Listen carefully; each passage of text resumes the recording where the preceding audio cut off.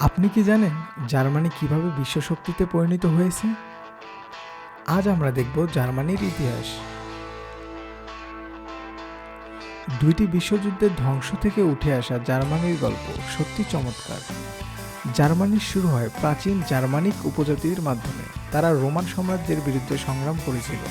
পরবর্তীতে হলি Roman empire গঠন করা হয়েছিল। এটি ছিল ইউরোপের প্রধান শক্তি। 19শ শতাব্দীতে জার্মানি একত্রিত হয়। অটো ভন বিসমার্কের নেতৃত্বে এটি সম্পন্ন হয় 1871 সালে। এরপর দেশের সমৃদ্ধি সাধনে অগ্রসর হয়।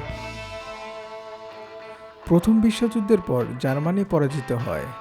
ভার্সাইলেস চুক্তির কারণে জার্মানি নতুন চ্যালেঞ্জের মুখোমুখি হয়। এরপর অ্যাডলফ হিটলারের নেতৃত্বে নরসিংহ দল ক্ষমতায় আসে।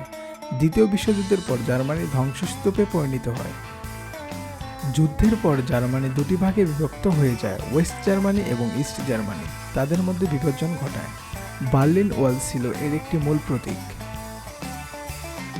1989 সালে বার্লিন ওয়াল ভেঙে যায়। 1990 সালে জার্মানি পুনরায় একত্রিত হয়। এটি ছিল একটি ঐতিহাসিক মুহূর্ত, যা জার্মানির পুনর্গঠনে নতুন পথ দেখায়। আজকের জার্মানি বনাম আধুনিকতায়। রাজধানী বার্লিন এখন একটি উন্নত দেশ, শক্তিশালী অবকাঠামো এবং আধুনিক শহরের জন্য পরিচিত। জার্মানির অর্থনীতি ইউরোপের সেরা। এখানে গাড়ি শিল্প, BMW, মার্সিডিজ, অডি, ইঞ্জিনিয়ারিং এবং প্রযুক্তির গুরুত্ব বেশি। মেড ইন জার্মানি বিশ্বজুড়ের প্রতীক। জার্মানির ভালো দিকগুলোর মধ্যে রয়েছে শক্তিশালী অর্থনীতি ও উন্নত শিক্ষা, প্রযুক্তির অগ্রগতি এবং উচ্চ জীবনযাপন ও গুরুত্বপূর্ণ। এটি একটি বিশ্ব শক্তি।